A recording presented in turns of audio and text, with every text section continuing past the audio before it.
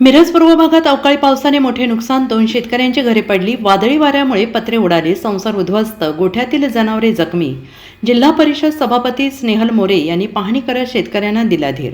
सांगली जिल्ह्यातील मिरज पूर्व भागात काल रात्री झालेल्या अवकाळी पावसाने शेतकऱ्यांचे मोठे नुकसान झाले आहे। एरंडोली, आरग तसेच पूर्व भागातील अनेक ठिकाणी जोरदार वाऱ्यासह झालेल्या पावसाने शेतकऱ्यांच्या घरांचं मोठं नुकसान झालं असून अनेक ठिकाणी राहती घरे पडली असल्याची माहिती मिळते आहे। तसेच गोठ्यावरील पत्रे उडून गेले आहेत। काही ठिकाणी गोठ्यातील जनावरे अंगावर पत्रे वासे पडल्याने जखमी झालेले आहेत। एरंडोली गावातील राजाराम पाटील, गणेश पाटील यांच्या राहत्या घरावरील पत्रे उडून घराचे मोठे नुकसान झालेले आहे आणि त्यामुळे कुटुंब रस्त्यावर आलेलं आहे। वाऱ्याचा जोर एवढा होता की पत्रे बाजूच्या रानामध्ये येऊन पडले आहेत। नुकसानग्रस्त शेतकऱ्यांनी ही माहिती जिल्हा परिषदेच्या महिला आणि बालविकास सभापती स्नेहल उमेश मोरे यांना दिली आहे।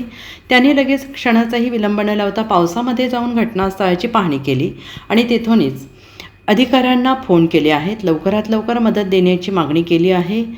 शासनाची मदत तर मिळेलच, मात्र सभापती स्नेहल उमेश मोरे यांनी स्वतः या कुटुंबांना मदत करणार असल्याची घोषणा केली आहे। आज झालेल्या वादळी वाऱ्यामुळे आज एरंडोली खंडेराजुरी रोडवरील पाटील वस्ती येथे गणेश पाटील व राजाराम पाटील यांच्या दोघांचीही घरे अक्षरशः पडलेली आहेत आणि त्यांचा संसार उद्ध्वस्त झालेला आहे। आणि ही बातमी आम्हाला समजल्या आम्ही घटनास्थळी धावून आलो आहोत आणि त्यांची पाहणी केली असता अक्षरशः त्यांचे संसार उद्ध्वस्त झाले आहेत, जनावरांनाही दुखापत झालेली आहे।